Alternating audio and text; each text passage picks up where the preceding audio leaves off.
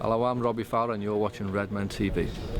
Okay, so we've had time, we've set up the magnets on the board now, of course. Hopefully the stuff won't fall off the front of them like with our player stickers, Paul. So what I've done is I've set it up into a 4-2-3-1. Yeah. This is the formation that Arsenal played against West Ham and against Crystal Palace, or the papers would have you believe that this is the formation that Arsenal played against those two teams.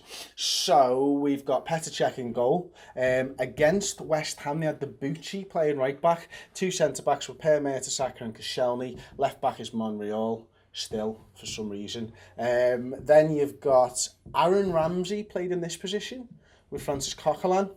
Cazorla, Ozil, Oxlade-Chamberlain, and Olivier Giroud. Okay. Obviously the team changed against Palace, but I just wanted to talk about this and maybe just talk about how Arsenal might attack us. So I'm just going to move it to what their actual average positions were during the game. Go for it. And then maybe if we'll talk about what your opinion of that is and how that could affect Liverpool. Yeah, go well. Okay, so we're going to move Debuchy up there. Monreal was further forward. Let me just double check my board there. Coquelin was there. Ozil, Giroud, Cazorla, Oxlade-Chamberlain. It's a fucking mess, Chris. It's a fucking mess, you're right. So I think what you could see from this is that the striker's still there. He's a little bit further back, actually, let's say. But there's four players all playing around each other. So in this instance, you've got Santi Cazorla coming in a little bit. You've got Aaron Ramsey actually pushing forwards from the defensive mid position a lot to support this. And this is the really interesting one for me. This is Mesut Ozil. And he is very, very close to Giroud at all times. I think if you watch Arsenal play football, you do tend to notice that Ozil is in and around everything that they do in the attacking third. Now, Arsenal fans seem to love him, but he seems to get a bit of a bad rep outside of Arsenal at the moment that he's not doing enough and stuff. But he's actually a fucking wicked player, and he hit form at the end of last season. And I know Robbie from Arsenal Fan TV is a real sort of staunch supporter of Ozil. What does he call him on the t-shirt? The Wizard of Ozil or something like that? The bog-eyed one. He does look like a frog that's been stood on. So seeing that it's kind of left-hand side a lot. It's kind of through the middle as well at the same time. How do you think that would force us to set up? I don't think it would make any. I don't think anything they do would make any massive changes to us. In particular, if they're going to play down their left hand side, down our right hand side, I don't think it's as much of an issue. If it was the other way and we were attacking Joe Gomez, I'd be far more concerned. Or if Nathaniel Klein was any of the right backs we've had in recent years, mainly Glenn Johnson, I'd be far more concerned. But what was actually quite interesting on this for me, because I did a little bit of a look into this myself, was the I didn't get any of these, so I had to find some of my own. Was the passing combinations and how integral Santi Cazorla is to that. I think it was, in fact, let me just get it exactly that. The four biggest pass combinations on the day against West Ham involved Santi Cazorla. Two of those were just Cazorla to Nacho Monreal. Mm-hmm. One going the other way, other going back that way. And it says to me again, like, it backs up exactly what you're saying, that the vast majority of the stuff was being the football was being played on this side. So that definitely backs up, which doesn't overly concern me at all. Okay, what we'll do, obviously they took a heavy defeat against West Ham. They lost 2-0. They set up much the same, 4-2-3-1 away at Crystal Palace. Now the players have changed slightly in this one. So we've gone, Bellerin's come in for Debuchy.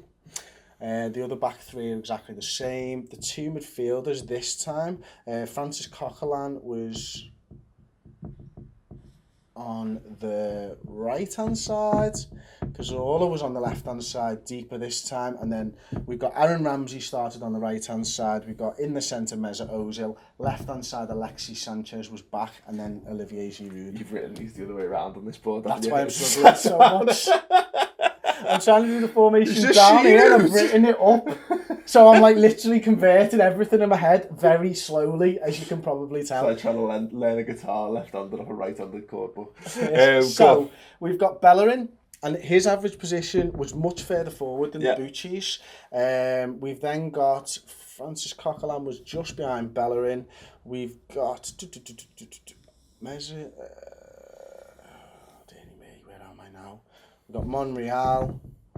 We've got Santi Cazorla. We've got Giroud, Ozil, and Ramsey there. And pretty much in that order now. Cool. So what we're looking at is a slight departure from the game against West Ham, but also very similar. I think the most interesting thing for me is now Giroud's not the furthest player forward. Yeah. Ozil is still the second highest player forward on average ratings, average positioning, sorry. But this time, as you would expect, Alexis Sanchez there, danger man. Yeah. Arguably one of the best players in the league right now, being the furthest forward. He wasn't back to full fitness. I think that was pretty obvious if you watch the game against Crystal Palace. He's going to have another week under his belt. Could be approaching match fitness. Now I'm starting to worry a little bit more about this. I get what you're saying about Nathaniel Klein and attacking that side of it, but I think Nathaniel Klein for us hasn't come up against someone as good as Alexis Sanchez yet. Yeah, well, yeah. Again, though, again, Nathaniel Klein doesn't concern me again because Alexis Sanchez is boss, but it's not like he won't have played against them already. You know, he's done a season in the Premier League against them.